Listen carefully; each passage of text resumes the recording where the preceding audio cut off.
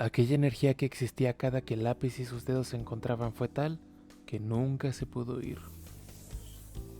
Y lo supo mucho antes de haberse enfrentado ante su primer atrevimiento de llenar la hoja. Lo supo ante el reflejo de la televisión en sus ojos, aún tan joven y falto de experiencia del allá afuera.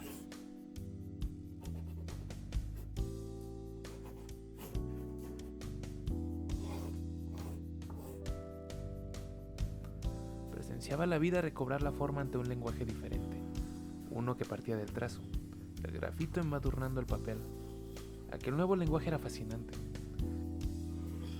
Incluso, sin saber aún los trasfondos o razones, había una conversión de la realidad admirable detrás de los mismos. Sin saberlo, ya estaba intrigado ante obras que por ejemplo yacían en la exploración y enfrentamiento del miedo, racional o irracional, y cómo el tenerlo era algo bueno, el cómo la realidad no es menos aterradora si te presentas con coraje o no, y lidiar con lo mismo viene con mucho más que un enfrentamiento directo, y todo con un perro morado. Es un lenguaje con una energía atractiva ante un hecho que aún faltaría tiempo para que entendieran. Una fascinación que nunca se fue. Una que se mantuvo aún cuando la vida lo puso ante situaciones que hacían que otros entes terminaran alejándose de aquel habla, pero él no. Para él, aquella lengua era una que le permitía entender el mundo. Llegó el enfrentamiento clásico de aprender otro idioma, el de dejar de solo escucharlo y empezar a hablarlo. Un trazo, otro más. El blanco del papel se llenaba con la presencia del carbono lentamente. Igual que como el habla, aquellos primeros atisbos de una consecuente exportación venían de mera influencia ante lo que sus ojos habían visto.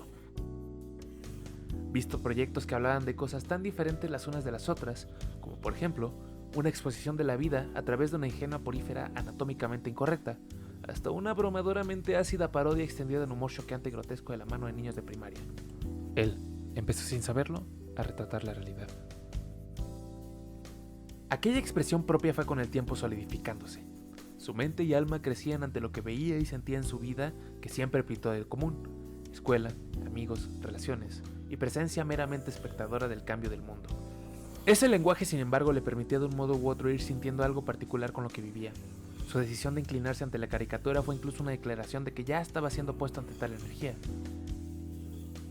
El trazo más exagerado, estilizado y tierno. Sus figuras iban y venían en relación a sus ojos. El origen de lo que proviniera de su trazo iba poco a poco siendo más pensado, más evaluado.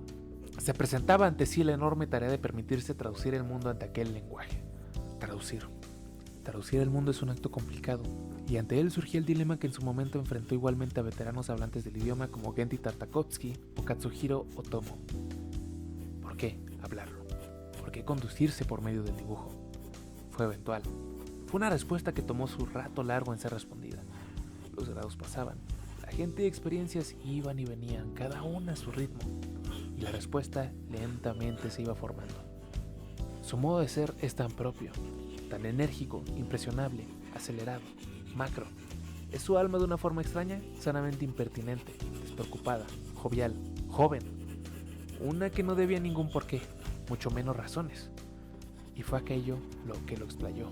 El dibujo, la caricatura. Todo forma parte de una reivindicación propia, de someter el mundo y la vida ante su visión, de contraponer la lógica de la animación ante la lógica del mundo. Tomar el habla del dibujo era tomar su persona, su ser, su ánimo. La caricatura es un medio de sentir, su forma de expresar ante el universo una validez personal. Su estilo, al igual que los estilos de dibujo que tiene cada animador, caricaturista, dibujante, ilustrador y demás denominantes, era algo tan humano y sincero.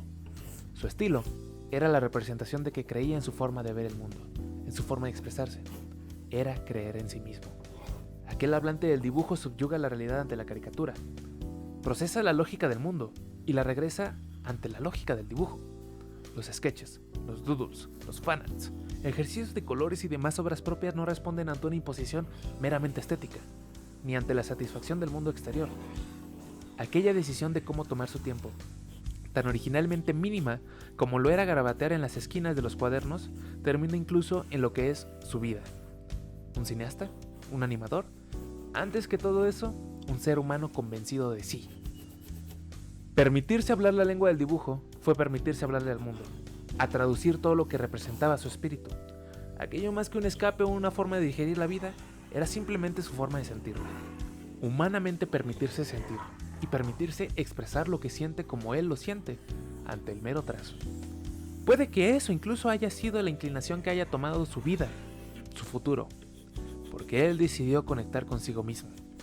Aquello que ante ojos externos podría intentar ser reducido a un mero hobby, a un mero devenir de la distracción humana o de la necesidad de hacer solo cualquier cosa, es su habla. Habla tal que le ha hecho formarse humanamente, que le ha hecho sentirse fuerte, poderoso, convencido. Porque ese es Charlie, un hablante del dibujo.